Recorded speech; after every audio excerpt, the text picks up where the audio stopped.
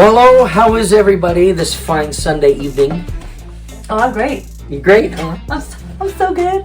Awesome. We're glad you guys came with us.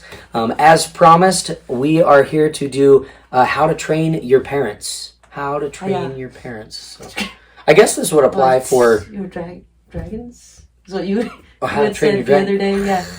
It sounds more like a cat. My kids are into that right now. Cats or dragons? Dragons. Dragons. Especially my daughter. She likes big lizards. Oh, that's nice. Yeah. Anyways, I guess this would also pertain to parents of students that also want to train their parents. That would work. Yeah. Does that still apply? Yeah. So I guess if you're with your grandparents too, you might as well get the full family together. You students, you train your parents. Parents, you can train the grandparents. It'll work. It'll be a big, giant fun family affair. I like it. So. Sounds good to me. Mom, Dad, get down. So the goal with this obviously is very much for you guys to get together as a family and treat this kind of as your small group time with one another. Okay. I feel like that's something. Maybe some families are doing great with those moments just to spend with each other, where they put down the phones, maybe don't even have them at the dinner table, and really spend a moment with one another. But the goal with this message and with this moment tonight is to be very interactive. Mm-hmm. Believe me, this is not the kind of a video that we just want you to watch all the way through without pausing. As you're watching this video, we would love for you guys just to take a moment, pause the video, go through it and answer questions or have conversation with one another. I would say this, some of these topics or subjects may bring on a little bit of emotions. And I think that's the goal, you know what I mean? Sometimes we as family members can hold things in for a little bit too long that we really should have probably had conversations. And that's kind of the goal. But there's a lot of subjects that we're going to go over with this topic of conversation. And if in your personal family you can feel it getting a little heated or something like that, my encouragement would be pause the video, take a second, go get a cup of coffee, a cup of tea, I don't know what you want to get. Hot chocolate, there you go. Then come back together after a few minutes, pray with one another, and restart it. This very much it needs to just be an invitation of the Holy Spirit into your guys' household, into your guys' conversation time, and just let Him reside in your hearts. Parents, let Him reside in your hearts with your kids. And kids, there's going to be some stuff we're going to teach you as far as how you train your parents it's imperative. It's going to help, I promise. Might be a little controversial in some ways, but I promise you it's going to help in the long run. So here we go. Our families are important. Our parents matter to us. Deep down, students love their parents, and most want to have a good relationship with them. This talk discusses practical ways to improve your relationship with your parents. It asks the question, if this relationship matters most to me, how can I make things better? We really just want to fix our parents, don't we? It's kind of the goal. And maybe some of you don't think that way, but with certain things, I'm sure that everybody can relate that there are things that you want to try to train out of your parents. Or maybe you wish your parents wouldn't do. I know for me, my dad driving up when he came to pick me up, honking the horn as loud as he could to embarrass me in front of the girls I was standing next to. That you know, I wouldn't have minded if that didn't happen. But it did. Right, yeah. I'm actually a parent now, and I'm looking forward to the day I get to do that to my kids. So the day you get to do that to Caleb is going to be my favorite day in the world. I'm looking forward to it. I really am. So, sorry, students. I understand. I relate with you, but at the same point, I relate with the parents now too. Yeah, so. We're ready. There are some things you're not going to train out of them, but there are other things that maybe you will. We'll see. So, from our perspective, they never seem to get it right sometimes. But if you really want to train them, you need to start with yourself. You see, in a workplace, the boss leads by example to show a new employee how to complete tasks. In the same way, training your parents starts with you as the student, starts with you as the child. If you want respect, treat them with respect, right? Exactly. If you want them to listen to you, then listen to them. I see it as a two-way street. No way. Yes. It goes both ways? It does. That makes sense. Crazy. If you want them to listen to you, you listen to them. If you want more money, give them more money. I'm just kidding. I know you guys are broke. I don't know about that one. I will keep my money. A single one of you has a job. Maybe you should, though. I don't know. Parents, what do you think? Should we start a child tithe? A GoFundMe for the parents. Comment down below and let me know if you think we need a GoFundMe for the parents. I love it. So the last one was a joke, but you get the point. So tonight we're going to talk through what we need to do to train our parents. Now, obviously, I just related it in a way to where it's like the child is the boss. I just want to make a note here. You're not actually the boss of your parents. Okay? So, your parents are in charge. As kids, we look at being the boss as a way of getting to do whatever we want. Okay? Many times when we think of someday I want to own my own business because I want to be in charge of everything and everyone, it sounds so amazing because it's like, if I'm the boss, that means I get to do whatever I want and just make money and have people work for me. No. That's not what it means to be a boss. And at some point, you're probably going to learn that in the workforce. So, in real life, you see that in order to run a business well, a boss must serve his employees so that they can do their jobs well. It's no different for kids and parents. The parents serve you by making sure you don't die. You have a bed, you have a roof over your head, you got food. You're okay.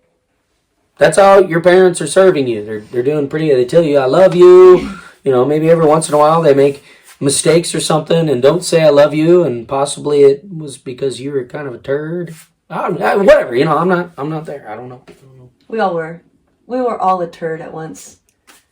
Not me. No. I'm sorry, Mom. I lied. So anyways, so just like the parents are serving you to make sure you don't die, it is your turn now to serve your parents the way that Jesus Christ asks us as children to serve our parents and serve our families. So, foundational truth here, there is no perfect parents and no perfect family, but there is a perfect God who desires to be in the middle of your family.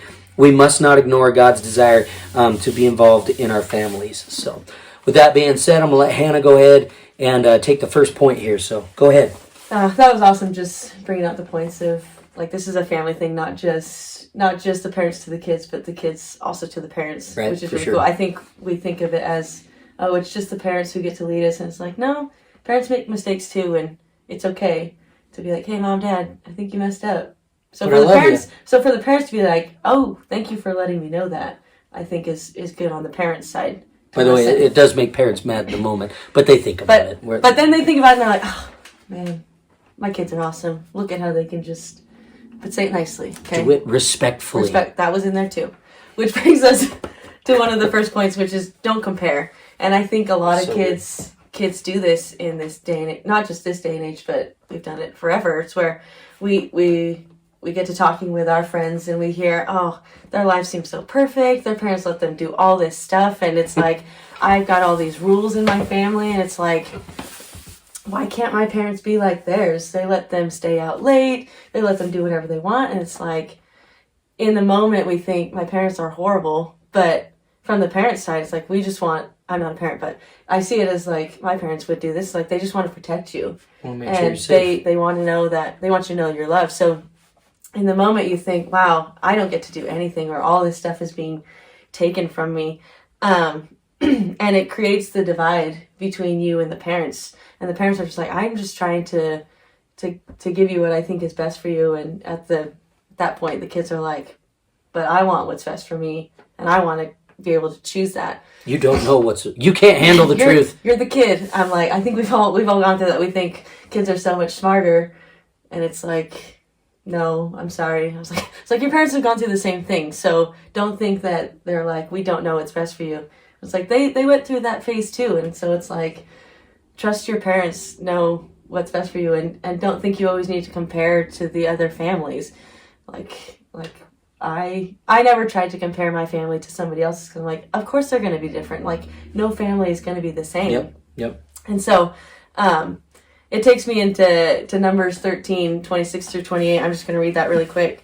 And this is talking about the spies who were going and exploring the Promised Land. And it says, they came back to Moses and Aaron and the whole Israelite community at Kadesh in the desert of Paran. There they reported to them and to the whole assembly and showed them the fruit of the land. They gave Moses this account. We went into the land to which you sent us, and it does flow with milk and honey. Here is its fruit. But the people who live here are powerful, and the cities are fortified and very large. We even saw descendants of Anak there. So for them, it's like they were in the Promised Land, but it's like they had what they needed.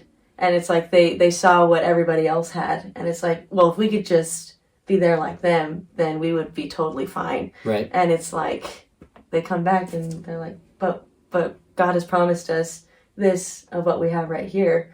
And it's like, I feel like so many times, we get into that comparison. It's like, well, we see what they have, so why can't we have that? Why the can't grass we be like isn't them? greener on the other side. I promise you. So that's what really stood out to me, is like, it's not going to be the same, but know that God has promised you something for your own family. That's good. Like, don't try and take the promises that He's given to somebody else. Yep. So that was one that hit me really hard as I went through this morning. And so the next point would be listen before you speak.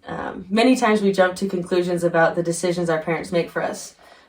We think maybe they're not the right ones, or maybe we could have made a better choice for ourselves than what they did. We automatically believe that they're only seeking their own interests. And that's not always true. Instead of reacting in anger or disappointment, take the time to listen to what they're saying and what they're saying before you jump to the conclusions. James 1:19 through 20 says, "My dear brothers and sisters, take note of this. Everyone should be quick to listen, slow to speak, and slow to become angry." So good. Because human anger does not produce the righteousness that God desires. Mm-hmm. And like I said in the last one, so many times we jump to those conclusions, or we jump to, they have this, they have that, or they don't know what's really best for me, and that begins to build the disappointment and the anger of, if only I could just do stuff on my own. I know that I've heard so many teens be like, I can't wait to get out of the house and just be on my own because I know what's best for me. And I'm like, if only you could see like what your parents are actually providing for you. I'm like, I don't think it's bad to want to be like an independent person, but at the same time, it's like you're still growing. It's like, let them help you because they've had those life moments where they're like, I understand you're going through this, but let me help you through it, and we'll get through it together. So that when you get to that point where you really do get on your own, you're not just like, oh poop, I should have listened to my parents. Right. I should have been slow to speak, slow to anger, and actually thought some of these things out that I maybe thought or really said to my parents. And it's like, now look at where I am in life. But and so James teaches us to be quick to listen, slow to speak, and slow to become angry. We often apply this truth to some relationships when we need to apply that to all relationships. I think so many times we think it's just like the relationship we have with friends or maybe a significant other or whatever, but it's like, it's for everything. Mm-hmm. Like, James didn't just say, be slow to speak with your friends, quick to listen. No, be quick to listen to everything and slow to speak. And so I think if we can grasp that, that can build that bond between family members, friendships, whatever it may be, maybe between you and your boss. So I love both of these points. Don't compare and listen before you speak. It reminds me of a super old song. Maybe even some of you parents haven't heard this song. It's pretty old, but I know that I grew up with it, and there's a line in there that says, "Count your blessings, name them one by one." I think that sometimes when we get caught up in that comparison game and even not listening before we just want to speak, we're listening with the regard to react and or to speak back rather than actually hearing what's being said. Right. And if instead we would start out from the thought process of counting what we do have, You have parents that love you. It's the reason they say no sometimes. Right, yeah. You have parents that love you. It's the reason there's top ramen in the pantry or cereal in the pantry. So they're doing their best to take care of you. And yeah, they might make mistakes. They might mess up here and there. But I'm telling you right now, if you will look at what you do have instead of looking at what you don't have, and first off, that will help you to go into every conversation with your parents, doing your best to hear what they're trying to say and listen to what they're trying to say first and foremost. It will give you more reason to have blessings. I feel like sometimes we also try to hold our parents accountable when they do make a mistake. The parents make a mistake and we know it. And because we know it, we're like, oh, we know. We know. We're smarter than they are. We know they made against you. When in reality, they've made so many successes. They've had so many successes for that one little mistake. You're trying to hold them accountable for something that doesn't matter anymore. Okay, so move past it. Let your parents be human. Here's what I would say. I have a couple more points to bounce off of those two. Honor and don't degrade, neither privately nor publicly. Honor your parents. Do not degrade them. When we honor our parents publicly, we honor them as God intended. When our friends are speaking negatively about their families, don't jump on the bash wagon. It's not worth it. Choose to honor them. Don't make untrue or exaggerated statements about your family. This sets yourself up for failure and creates a false picture of reality in your head.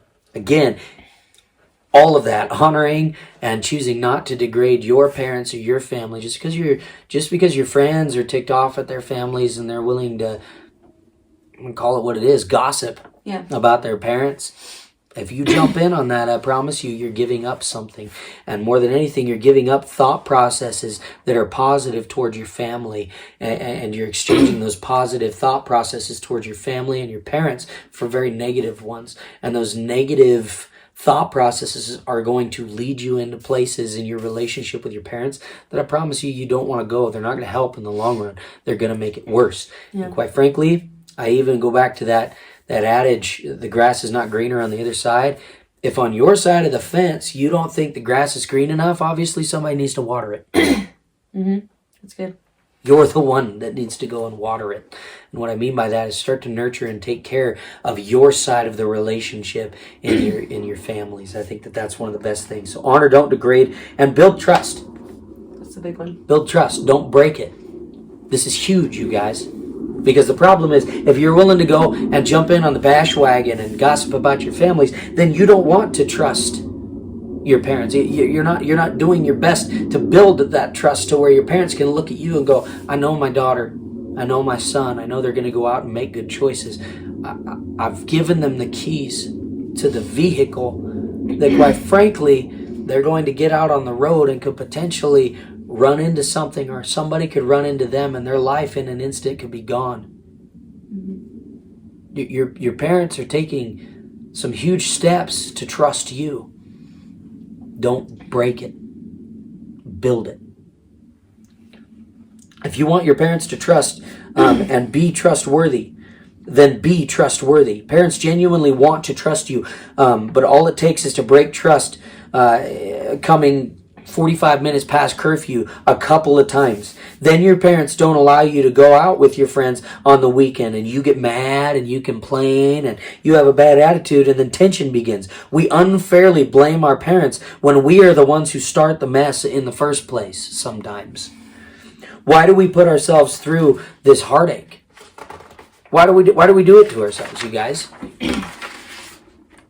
All we need to do is seek to build trust in every moment rather than selfishly choose to break trust. So that's the next point, you guys. Just if you really want to have the freedoms that you're looking for as a young person, then you've got to seek to build trust with your families and not break that trust. Yeah. So. And I think if we can go off the last point, if we can begin to build that trust, we won't have problem in this next point, which is avoid revenge and learn to forgive. So good. Parents and families, we're not perfect. Nobody's perfect. The only perfect person is Jesus. And sin is in this world. If you are not an authentic believer, you need to be quick to forgive your parents. Many of us hold grudges against our parents, choosing to blame them over seeking understanding and forgiveness. Jesus never sought revenge or held a grudge. honestly, what's the point? Do we really achieve any good by holding a grudge? No, I've never seen anything good out of holding a grudge or offense or thinking that, oh, I'm too good to forgive them, they should come forgive me. That never works out great. Doesn't help. Let me find where I was at again. Do we really achieve any good by holding a grudge? We need to listen to the Spirit and allow Him to move us towards forgiving our parents. Seek restoration first, not revenge. I think that's really good. One of the greatest antidotes for bitterness towards someone is to pray for them. I know that can change my attitude towards someone. I can be like, I'm so mad at them right now. And maybe they didn't even do anything to you. It's like the devil will bring those seeds in and think, well, look what they did to you, or look what they're not doing with you, or all this kind of, look what they didn't do for you. And it can begin to put that seed of like bitterness and anger in. And it can be like, yeah, they didn't let me do this. Why wouldn't they don't they trust me? And you can begin to think of all the ways of, oh, man, like if I was the parent, or if I was this or that, whatever it may be.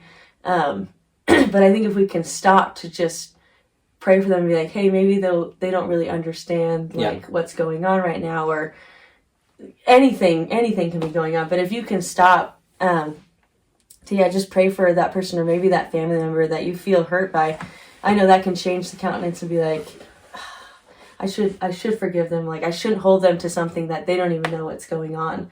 Or maybe it comes to that point where it's like, hey, I need to talk this out with them and let them know, hey, maybe you don't understand this is what happened, but I want to forgive you. And to build that and to be able to not just pray for them privately, but publicly, and be like, hey, can we pray together over this? I really need some help in this. And I think that's one of the obviously prayer is one of the biggest things that you can do with your family. For sure. To avoid revenge, or and learning how to forgive one another in times when you maybe don't want to. On a side note, I would even say that this is one of the biggest things that causes strife between siblings. Yeah. You are hurt by a sibling, or maybe you don't connect with your sibling that well, and so behind closed doors you go and you gossip about your sibling. Maybe you even look at other siblings and go back to the comparison thing where you're comparing, and eventually it leads you to a place where you are right in the middle of this, where it's that revenge, and I'm not going to forgive my sibling thing, and I'm going to talk bad about my sibling behind their back, and how much I don't like them or care for the fact that they do this, that, or the other, and so on and so forth. I know that this is a side note, guys, but it's just as imperative. You are creating division in family, and where you create division in your family, you have just opened up little areas in your life for a lot of strife and a lot of frustration to come in to your household, in means of fights and yelling and building up and harboring frustration, possibly even those gossip moments.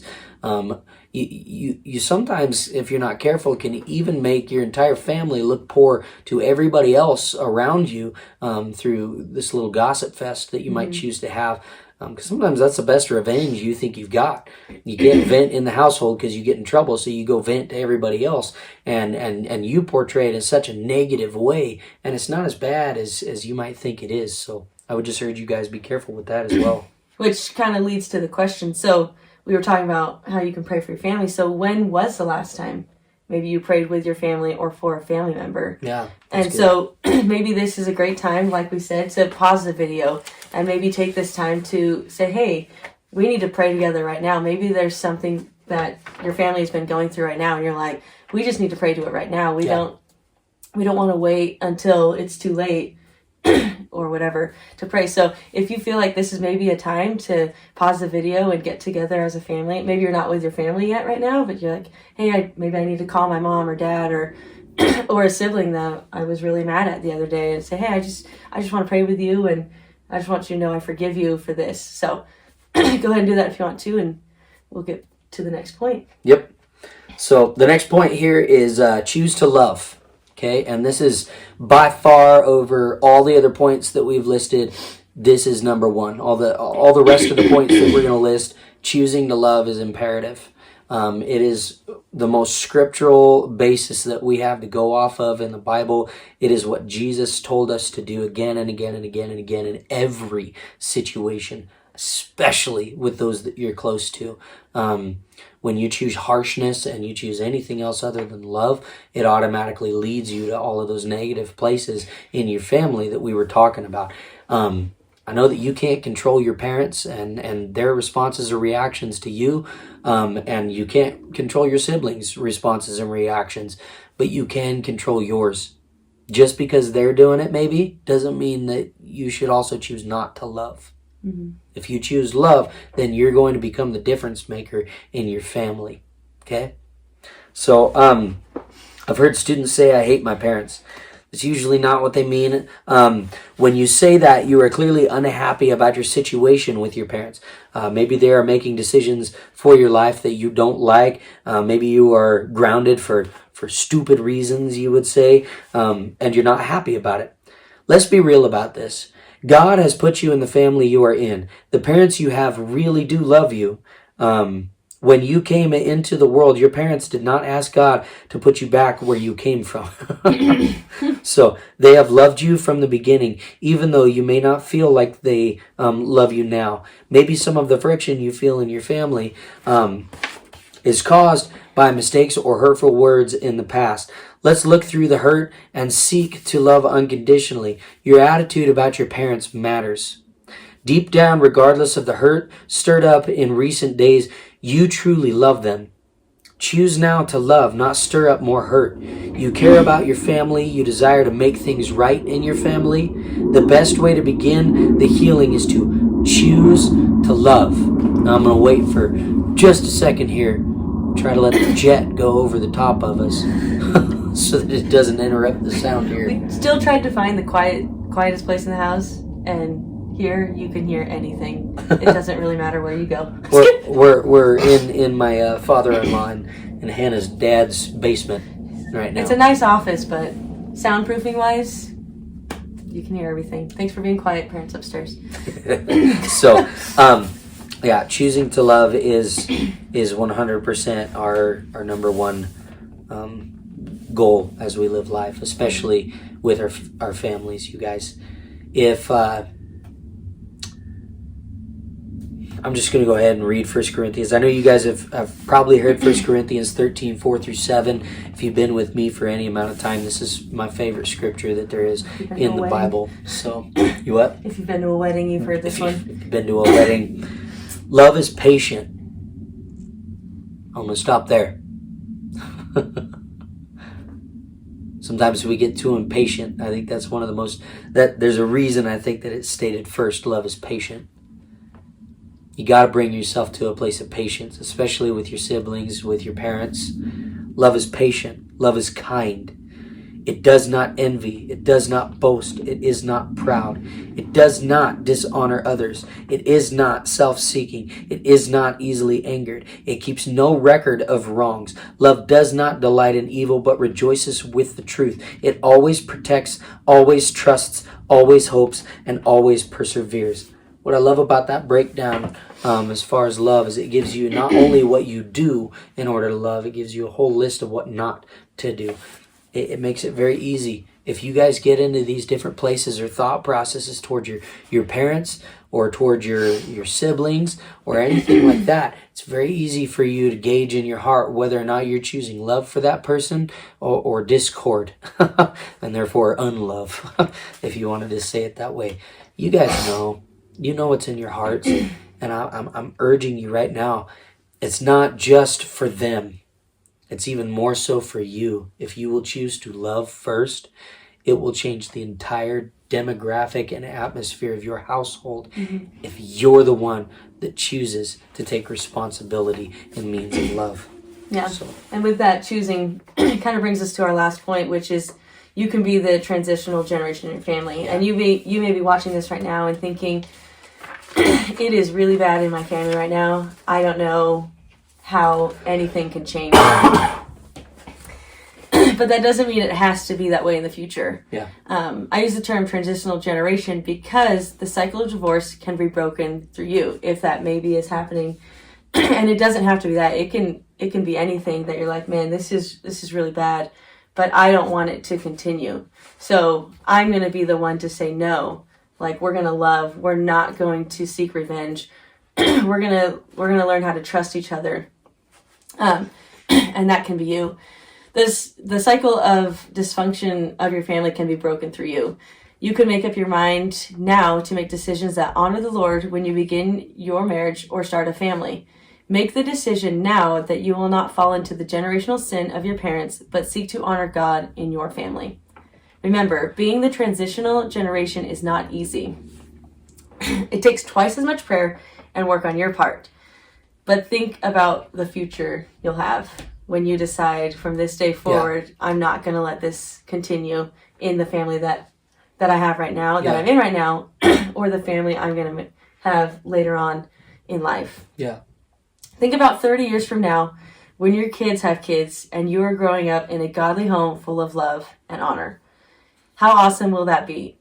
All that can happen if you make a choice now to be the generational, the transition for your generation. Your family doesn't have to be the way it is now. Yeah. If you're sitting with your parents right now, and your parents were ones that maybe they didn't do it all right. Maybe they did make mistakes. Maybe divorce is a part of the story in your family. Maybe alcoholism, drugs, adultery, fornication, whatever it may be, you guys, that it doesn't even have to be that extreme. Maybe even just the simple choice not to love. Maybe even the little choices to gossip. It doesn't matter. If you're sitting with your parents right now and you've known that your parents have made mistakes, even if you're the parent, I wanted to speak to you right now real quick and state to you guys, it's not about dwelling on what's happened. Mm-hmm. It's not about staying stuck in what the past was. None of that matters. Jesus Christ is here so that he can change. That's the whole goal with being that generational transition for your family. That's what the point is. If your parents were already that, maybe even your grandparents. I know for me, I have a lineage of, it happened quite a ways down the road, but between now and then, I know alcoholism was in my family. I know we have alternative lifestyle in my family and stuff like that. I'm not saying that you look at your parents and go, man, I'm going to do so much better than they did. It's not about that. You guys aren't going to do better than they did. You're going to make mistakes too. They may be different, but you're going to make some mistakes too, okay? What I'm saying is do your best from this moment to make choices along the way that will set you up to be that transitional generation in your family. Yeah. It's more than anything, if there's a solid foundation in your family, don't break it. Keep it going. If there's not a solid foundation built on God in your family, build it. That's all I'm saying. And if you're the parent watching right now and you know you've made mistakes, or maybe you need to grab a hold of and build a foundation, what I'm going to urge you to do right now is just take that moment with your kids. And I would say that this isn't just for me speaking to the kids. If you're a parent watching this right now and you know that you need to grab a hold of and shift that, and maybe you need to be the generational shift in your family, then you choose to do that. I'm not saying it has to be your kids. It can be you guys as the parents. It's just a matter of taking a moment with your kids to say, you know what?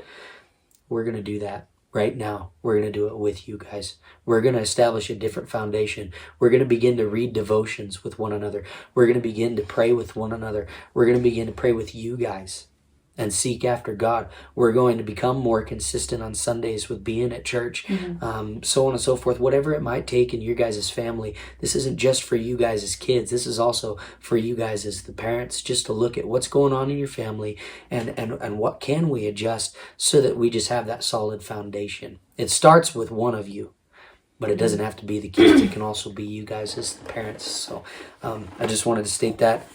If you are a student, do not dwell on what your parents have done. If they are open with you and vulnerable with you, you cherish that. Mm-hmm. I know some of the mistakes that my parents shared with me that they made through life. It changed my heart. I had compassion for my parents, but I was also thankful to know that my parents were human, that they made mistakes. And I was even more grateful for the fact that we have a loving God that forgave my parents so that they can make choices for him. You have grace. But you think you're better than your parents because you'll make mistakes too, I promise you. So you have grace for your parents and you love your parents through what they've gone through, and don't look at it as a competition, because it's not, I promise you. It's a matter of you partnering with your parents to honor them. So final thoughts on this. Our families are important to us, and we need to be thankful for them. Whether you have a great family or not, be thankful. Choose to love. Choose to honor. Choose to forgive. Mm-hmm. I'd like you to pause the video and take some time to go get some, whatever you guys want, water, soda, popcorn, fish, steak, chicken, I don't know, anything you guys want, dinner. Maybe go and use the restroom, and then come back together as a family. And I want you guys to really get ready to answer some questions. Some of them are going to be fun, and some of them are probably going to take you guys in some deep conversation with one another. At least that's kind of my prayer and my hope for no matter what your family demographic is, you guys. So we have several questions to ask you guys. So listen to the questions, and then as we read through a question, I would urge you just go ahead and pause this video real quick and then have some conversation with yourselves. This is not a video that we want you guys just to watch straight through and then forget. We want you guys to listen to a moment, pause it. Feel free to take a moment with one another. So don't forget, the way to train your parents is to lead by example. So that they can follow your lead on how to treat you based on the way that you treat them. What that means is be nice to your parents. Remember, two-way street. Two-way street. So, all right, I'm going to start us out here. Question number 1. And just as a side note, remember, keep this lighthearted. If at any point in time this turns into a heated conversation, you're doing it wrong. Yes. Take a moment, pause the video, walk away from each other if you need to, then come back together after a few minutes and pray with one another and continue to go through this video. Don't allow the enemy to stop you just because you guys get in some kind of a little tiff as a family. I know how it goes. I have family. We get in tiffs. But if you guys are willing to work through some stuff, some of you, this might be an easy process for you just to walk through and have fun to do. And for others of you, maybe this will be a hard process because maybe you have some stuff built up. And if that's the case, it's going to take a lot of prayer. It doesn't matter if this takes you 2 hours. What matters is that at the other end of this thing, you guys are growing as a family. You're growing closer. You're growing to trust one another and love one another. Okay? Question 1. Parents, rate your child or children on how good of a boss they are on a scale of 1 to 10. What areas do you see that need improvement? So you can go ahead and pause if you need to and discuss that question. One more time, I'm going to read it. Parents, rate your child or children on how good of a boss they are on a scale of 1 to 10. What areas do you see that need improvement? Question 2. Students, this is for you. Rate your parents on how good of employees they are on a scale of 1 to 10. And what areas do you see they need improvement? So it's just a flip-flop. Parents, you did it for the kids. Students, now we're going to do it for the parents. Rate them on a scale of 1 to 10. And what areas do you think they need improvement in? Yep. I would say be real, but be nice. Yes.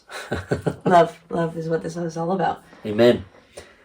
So, question number 3. Parents, have you ever watched your student while they are asleep? Why? Now, the thing is, I take that question, but I am a parent as well, so. He's totally watching. I know for you guys, I know for you guys as students, it's like, why do you watch me when I sleep? That's creepy. Because you're so cute. Yeah, you're kind of cute. Can't help it, so. I also make faces at my son while he sleeps, so that's just me, though. Anyways, parents, have you ever watched your students while they are asleep, and why? Oh. Question 4. I know probably almost every student has done this, but students, have you ever used your parents' things without permission? For example, power tools, makeup, socks, clothing, their car. I know I have. I still do. I take my dad's power tools all the time without him knowing, and then I make sure I bring them back. Sometimes that doesn't happen though, and he's like, hey, where's this drill? Where's that saw? I'm like, oh, by the way. So, have you ever done anything like that? If so, go ahead and answer that. I know at my house I have things of my dad's that sometimes it's years later he goes, where's my such and rather? Oh, I have that at my house. Why isn't it your house? Well, I love you, Dad. Fortunately, I live with my parents now, so I was like, Dad, it's at your house. It's just somewhere that I don't know. Why don't you go ahead and take question 5 too? All right. Question 5. As a family, take a moment to look at each other.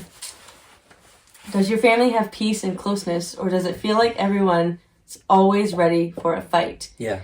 What are some things you individually need to change in your heart to improve that atmosphere? Yeah. So let's take this time and let's figure out, is there something we maybe need to change? Maybe we're not close enough to each other and we need to figure out why that is. Yeah. So take some time and let's pray through that. Let's work through that. Yep. So one more time, just to read that. As a family, take a moment to look at each other. Does your family have peace and closeness, or does it feel like everyone's always ready for a fight? What are some things you individually need to change in your heart to improve the atmosphere? I want you to especially look at that, students, in your heart. If there are things that your parents ask you to do and your responses and reactions are, that's probably something needs to change because you're not helping the atmosphere. So. Question number 6.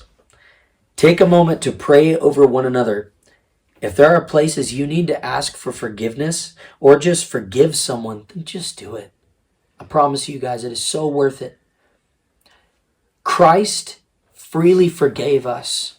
God freely forgave us by sending his son to die on a cross for us.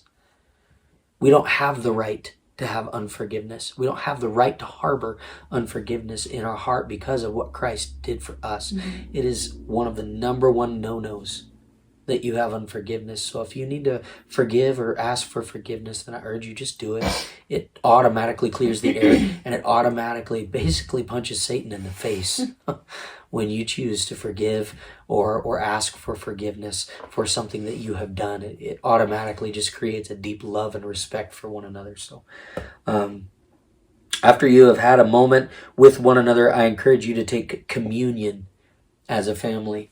This is something that, in my family, we may not have done it necessarily weekly. And if you and your family feel like you need to do that weekly, then please feel free. But what I would urge you to do is no matter what, every time you take communion, especially you students, remember the whole point and goal in taking communion is remembrance of who Jesus Christ is in our life. Jesus Christ died on the cross so that we could have freedom.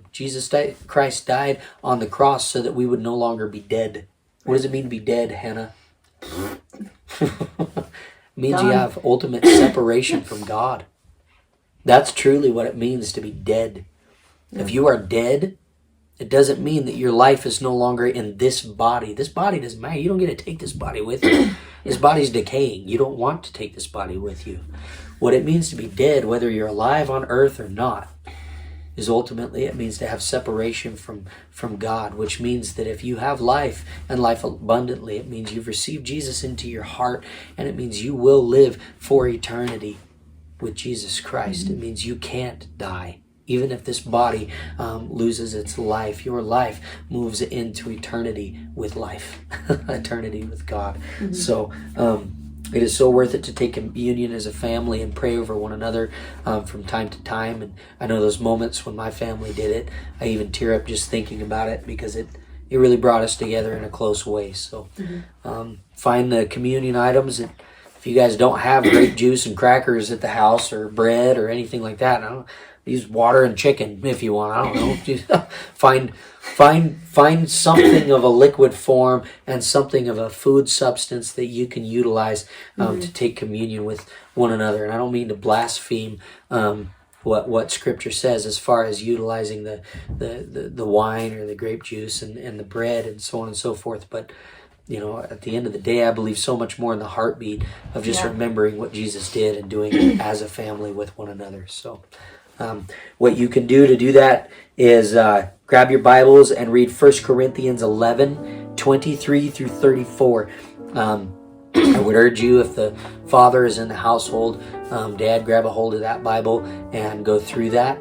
And if you would rather even, I would say grab a hold of your eldest student, whether they're male or female or whatever, and have them run you guys through that communion time with one another, and just pray over one another. Take some time. So We love you guys very much. Is there anything you want to say, Hannah?